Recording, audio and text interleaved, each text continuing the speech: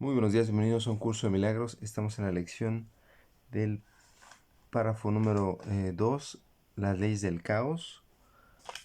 El capítulo es 23, la guerra contra ti mismo, de la página 547. Y comenzamos nuestra lección. Recuerden siempre con una oración para mantenernos en conexión con el Espíritu Santo. Estoy aquí únicamente para ser útil, estoy aquí en representación de aquel que me envió. No tengo que preocuparme por lo que debo decir ni por lo que debo de hacer, pues aquel que me envió me va a guiar. Me siento satisfecho de estar donde quiera que Él desee, porque sé que Él estará allí conmigo y sanaré a medida que le permita enseñarme a sanar. Y comenzamos nuestra lección 2, las leyes del caos, y el párrafo 1 nos dice lo siguiente. Puedes llevar las leyes del caos ante la luz, pero nunca las podrás entender.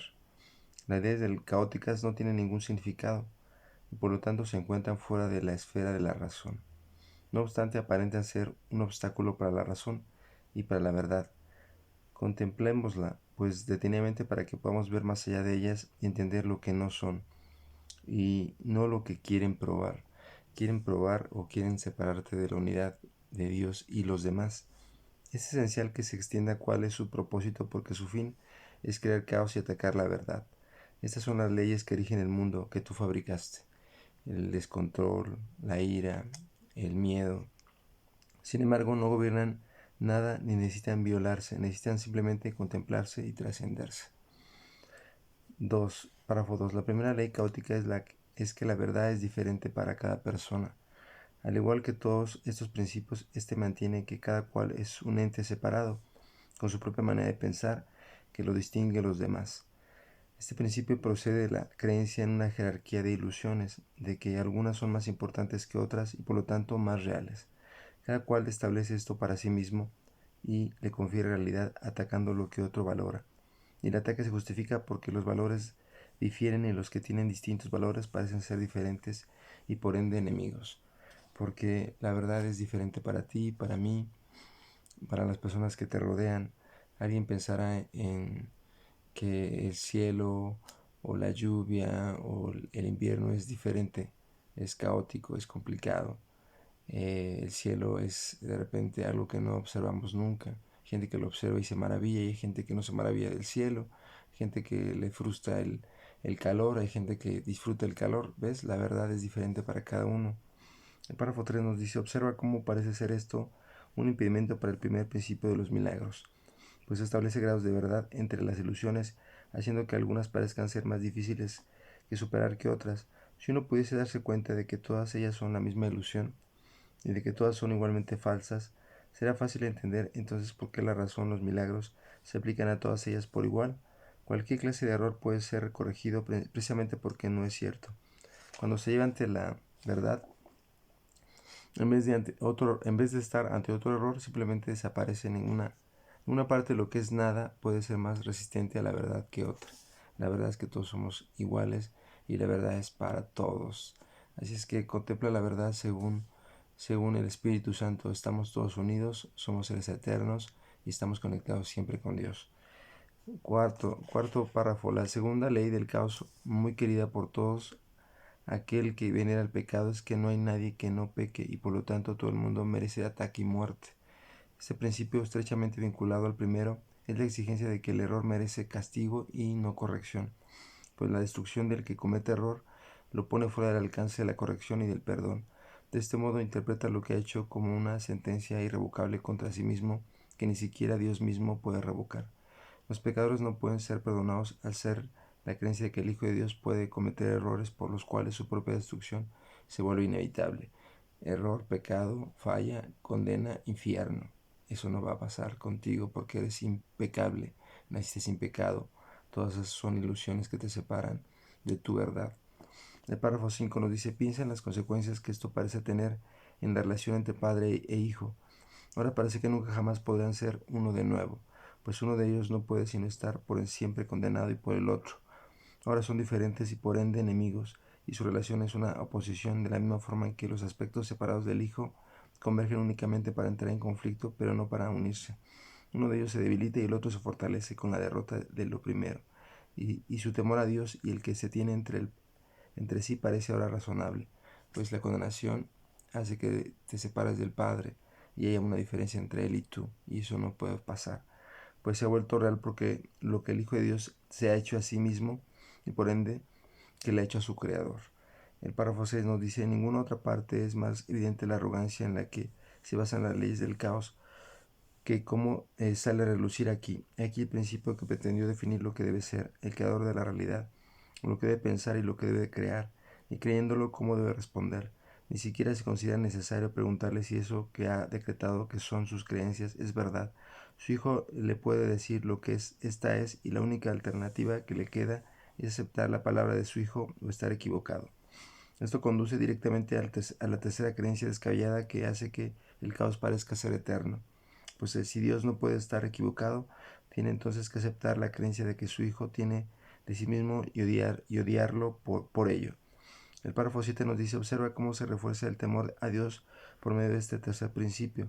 Ahora se hace imposible recurrir a Él en momentos de tribulación, pues Él se ha convertido en el enemigo que la causó y no sirve de nada recurrir a Él. La salvación tampoco puede encontrarse en el Hijo, ya que cada uno de sus aspectos parece estar en pugna con el Padre, y siente que su ataque está justificado. Ahora el conflicto se ha vuelto inevitable e inaccesible a la ayuda de Dios, pues ahora la salvación jamás será posible, ya que el Salvador se ha convertido en el enemigo. No hay manera de liberarse o escapar. La expiación se convierte en un mito, dice el párrafo 8, y lo que la voluntad de Dios dispone es la venganza, no el perdón. Desde ahí es donde todo se origina. No se ve nada que pueda ser realmente una ayuda. Solo la destrucción puede ser el resultado final, y Dios mismo parece estar poniéndose de parte de ello para derrotar a su hijo. Es una locura. No pienses que el ego te va a ayudar a escapar de lo que él desea para ti: el caos, la destrucción, la separación. Es la fusión de este curso, pues, que no le concede ningún valor a lo que el ego estima. Es lo que el curso de milagros te dice: no estimes tu dolor, no estimes tu tristeza, no estimes tu amargura. El párrafo 9 nos dice: el ego atribuye valor únicamente a aquello de lo que se apropia. Esto conduce a la cuarta ley del caos, que si las demás son aceptadas no puede ser sino verdad. Esta supuesta ley es la creencia de que posees aquello de lo que te apropias. De acuerdo con esta ley, la pérdida de otro es tu ganancia, y por consiguiente no reconoce el hecho de que nunca puedes quitarle nada a nadie, excepto a ti mismo. Mas las otras tres leyes no pueden sino conducir a esto, pues los que son enemigos no se condenan, no se conceden nada de buen grado que el uno al otro, ni procuran compartir las cosas que valoran. Y lo que tus enemigos ocultan de ti debe ser lo que vale la pena poseer, ya que los mantiene ocultos de ti. El párrafo 10 nos dice: todos los mecanismos de la locura se hacen patentes aquí. El enemigo que se fortalece al mantener oculto el valioso legado que debe ser tuyo, la postura que adoptas y el ataque que infliges, los cuales están justificados por razón de que se te ha negado, y la pérdida inevitable de que el enemigo debe sufrir para que tú le puedas salvar. Así es como los culpables declaran su inocencia.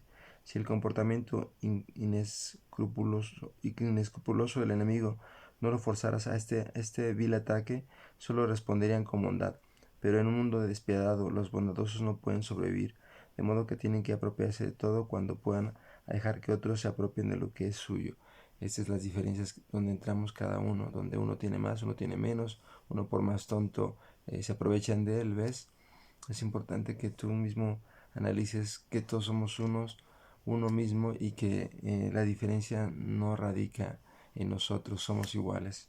El párrafo 11 nos dice: y ahora queda una vaga pregunta por contestar, que no ha sido explicada. ¿Qué es esa cosa tan apreciada, esa perla de inestimable valor, este tesoro oculto que con justa indignación debe arrebatársela a el más pérfido y astuto de los enemigos? Debe ser lo que siempre han anhelado, pero nunca hallaste, y ahora entiendes la razón de que nunca lo encontrarás. Este enemigo te lo había arrebatado y lo ocultó donde jamás se te habría ocurrido buscar.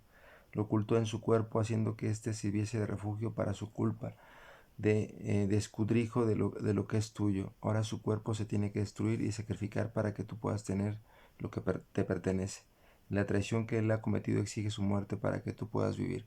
Eso te dice el ego.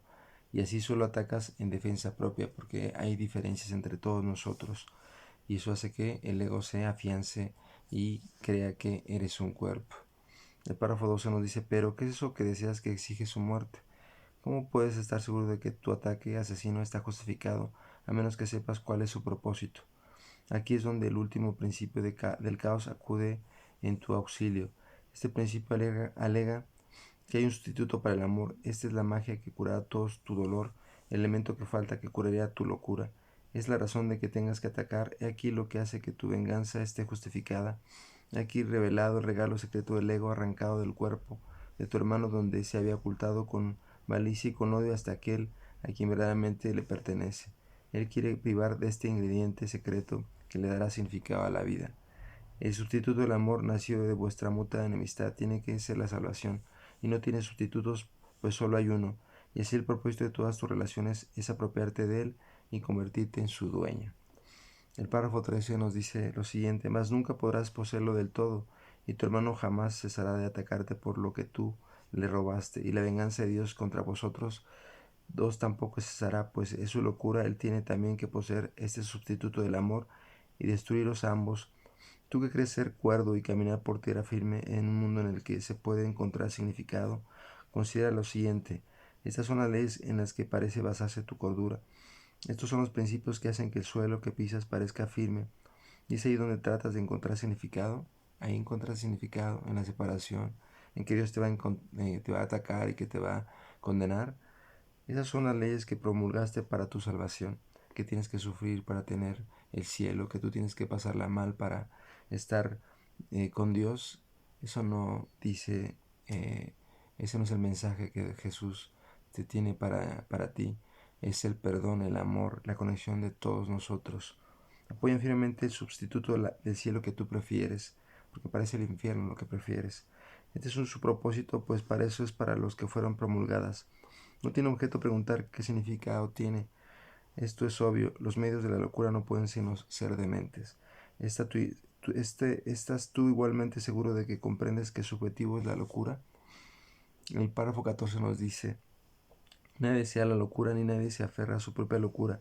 Si ve que esto es lo que es, lo que protege a la locura es la creencia de que es la verdad.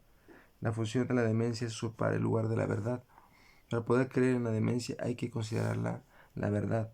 Y si es la verdad, entonces su opuesto, que antes era la verdad, tiene que ser ahora la locura. Tal inversión en lo que todo está completamente al revés, en lo que la demencia es cordura, las ilusiones verdad, el ataque bondad, el odio el amor y el asesinato bendición. Es el objetivo que persiguen las leyes del caos, el descontrol total. Estos son los medios que hacen que las leyes de Dios parezcan estar invertidas. En las leyes del pecado parece mantenerte cautivo al amor y haber puesto al pecado en la libertad. El párrafo 15 nos dice: estos no parecen ser los objetivos del caos, pues gracias a la gran inversión parecen ser las leyes del orden. ¿Cómo podría ser de otra manera? El caos es la ausencia total del orden y no tiene leyes. Para que se pueda crear en él, sus aparentes leyes tienen que percibirse como reales. Su objetivo de demencia tiene que verse como cordura. Y el miedo, con labios mortecinos y ojos que no ven, obsesado y de aspecto horrible, es elevado al trono del amor. Su moribundo conquistador, sustituto, el que le salva de la salvación. Cuán bella hacen parecer a la muerte las leyes del miedo. Dale gracias al héroe que se sentó en el trono del amor y que salvó al Hijo de Dios, que es el Espíritu Santo, para condenarlo al miedo y a la muerte. Sana tu mente, sana tus pensamientos. No tienes de caos, no tienes de descontrol, no tienes de miedo. Eso es lo que quiere el ego para ti. El párrafo 16 nos dice: sin embargo, ¿cómo es posible que se pueda creer en semejantes leyes? Hay un extraño mecanismo que hace que ello sea posible.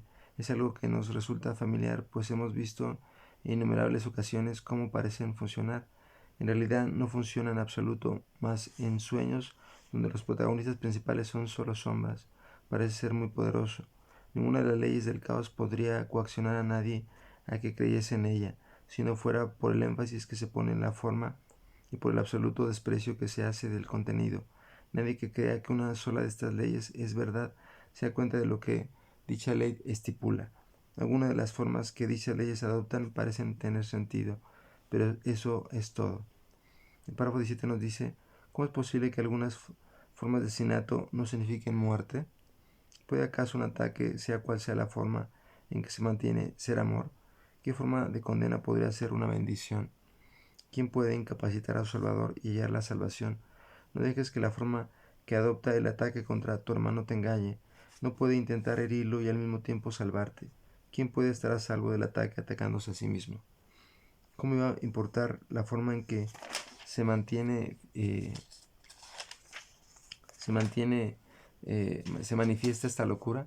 Este es un juicio que se derrota a sí mismo al condenar lo que afirma querer salvar. No te dejes engañar cuando la locura adopte una forma que a ti te parece hermosa. Lo que está empeñado en destruirte no es tu amigo. El párrafo 18 nos dice lo siguiente: sostienes y piensas que es verdad, que no crees en estas leyes insensatas ni que tus acciones están basadas en ellas. Pues cuando examines de cerca lo que postulan, ves que no se pueden creer en ellas. Hermano, ¿crees en ellas? Pues de no ser así, ¿cómo podría percibir la forma que adoptan con semejante contenido? ¿Podría acaso ser sostenible cuando de las formas que adoptan, sin embargo, crees en ellas debido a la forma que adoptan y no adviertes el contenido? Estas nunca cambian. ¿Puedes acaso darle vida a un esqueleto gritando, pintando sus labios de color rosado, vistiéndolo de punta en blanco, acariciándolo y mimándolo? ¿Y puede acaso satisfacer la ilusión de que estás vivo? El párrafo 19 nos dice esto: fuera del cielo no hay vida, la vida se encuentra ahí donde Dios la creó. En cualquier otro estado que no sea el cielo, la vida no es más que una ilusión.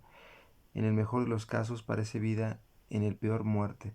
Ambos son, no obstante, juicios acerca de lo que no es la vida, idénticos en su inexactitud y falta de significado fuera del cielo. La vida es imposible, lo que no se encuentra en el cielo no se encuentra en ninguna parte. Fuera del cielo lo único que hay es un conflicto de ilusiones, de todo punto insensato, imposible y más allá de la razón, aunque se percibe como un eterno impedimento para llegar al cielo. Las ilusiones no son sino formas, su contenido nunca es la verdad.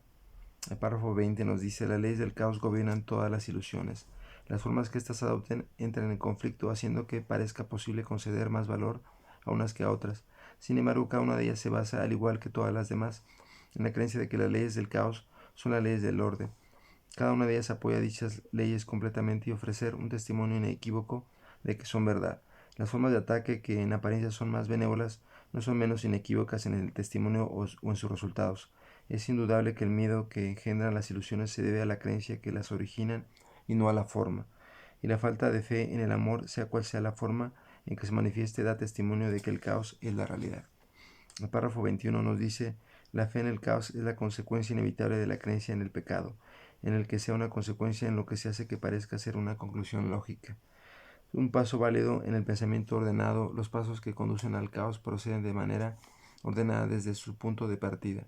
Cada uno de ellos se mantiene en formas diferentes en el proceso de invertir en la verdad y conduce aún más profundamente al terror y más allá de la verdad. No pienses que es un paso o que un paso es más corto que de otro, ni que el retorno desde uno de ellos es más fácil que desde otro. En cada uno de ellos reside el descanso o descenso del cielo en su totalidad, y ahí donde tu pensamiento empieza, ahí mismo tiene que determinar. El párrafo final nos dice lo siguiente: hermano, no des ni un solo paso en el descenso hacia el infierno, pues una vez que hayas dado el primero, no podrás reconocer el resto como lo que son, y cada uno de ellos seguirá el primero. Cualquier forma de ataque te planta en la tortuosa escalera que te aleja del cielo. Sin embargo, en cualquier instante todo esto se puede deshacer. ¿Cómo puedes saber si has elegido las escaleras que van al cielo o el camino que conduce al infierno? Muy fácilmente. ¿Cómo te sientes? ¿Estás en paz? ¿Tienes certeza con respecto a tu camino? ¿Estás seguro de que el cielo se puede alcanzar? Si la respuesta es no, es que caminas solo. Pídele entonces a tu amigo que se una a ti y te da certeza con respecto al camino a seguir. Eso te dice el Espíritu Santo. Es una lección muy larga pero muy profunda que tienes que repasar y que tienes que en un momento dado discernir. El ego te invita al caos y te invita a la destrucción, a la separación con Dios, y el Espíritu Santo te invita a la unidad, al amor y a que todos y todas pertenecemos a una misma filiación, al amor. Ese es el reino. Bendiciones infinitas.